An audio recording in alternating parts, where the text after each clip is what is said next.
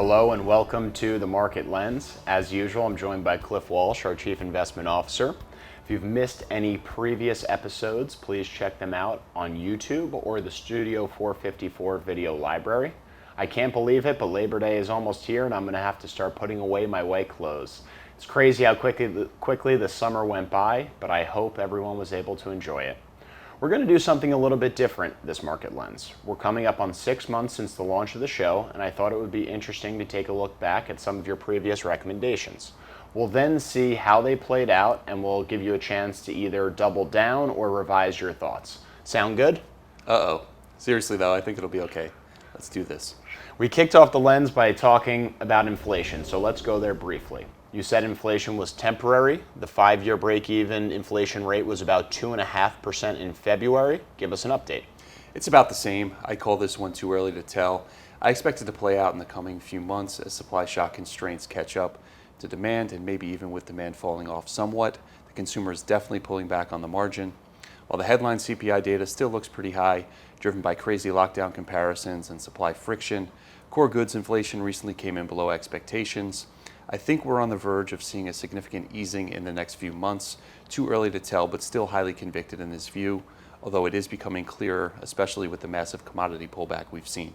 Yeah, that brings us right into the commodity markets. In mid-May, you called a top in commodities, given all the speculation we were seeing there. That call looks pretty good. Specifically, you said to take profit in the broader energy sector. What are you seeing there now?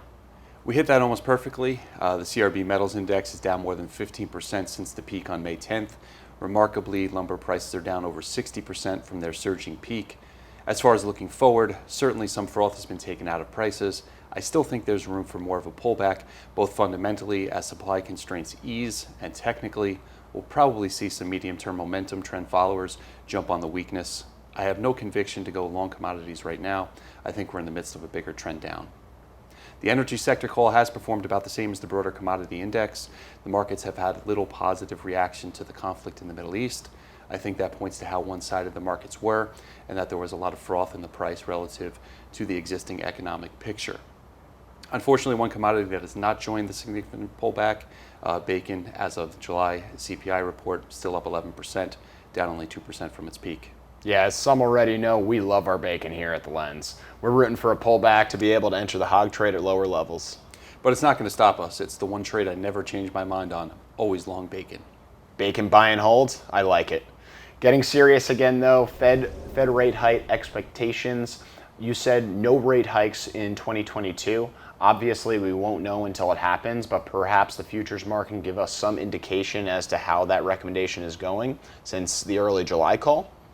The futures markets have shifted a bit, nothing huge, but expectations were 50-50 on one rate hike by the end of 2022. That's down to about 40% right now. I expect to see expectations dwindle in the next few months, tied closely to inflation. I expect balance sheet tightening to begin in 2022, but not rate hikes. The Fed is looking at inflation. The biggest drivers of the year-over-year increases were industries that were severely impacted by the economic lockdown. Those comparisons will ease as the weird comps roll out of the data. Inflation is not going to be a concern in 2022, so the Fed won't need to raise. I think they'll taper the balance sheet solely because it's so bloated, and I think we'll see that globally as well. The PBOC and ECB balance sheets have leveled off, but not in taper mode yet, while Japan has started to taper. There could be some global equity headwinds next year. So what about broader equity markets? You've said in the past that a taper from the Fed may pressure equities towards the downside. Also, you've talked about caution given valuations in the repo market. We've seen a bit of a pullback, but nothing significant. Where do we go from here? Valuation isn't a great timing tool, at least not in the short term. 5-year returns in the S&P 500 from current valuations feel much more comfortable saying very low single digits. Shorter term, anything can happen, but I think we are in for a flat to down market into the holiday season, where I hope Santa Claus thinks the equity markets have been nice and we rally from there. Corporate guidance doesn't look good for the second half. The Delta variant is on the rise and consumer spending is tailing off. Not to mention the Fed won't be any more accommodative than they've been. Is the Fed going to be a headwind in the back half of the year? Probably not just yet, but there are enough fundamental headwinds that the Fed can stand pat and the equity markets still face pressure. Moving on to the growth versus value trade that we've discussed in the past, how should investors look at growth versus value going into the end of 2021? I remember recommending value over growth early on in the lens. It went against me a little bit, but nothing too significant.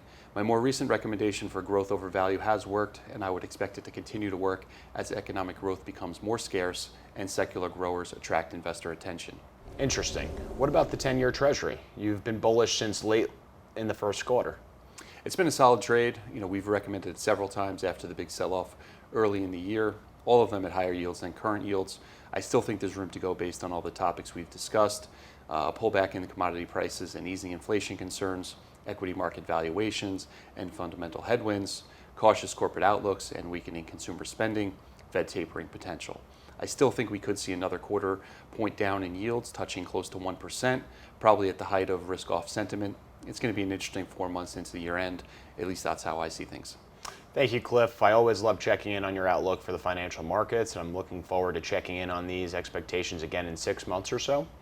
Thank you to everyone who's tuned into The Lens. We hope this is letting you see 2020. Have a great day.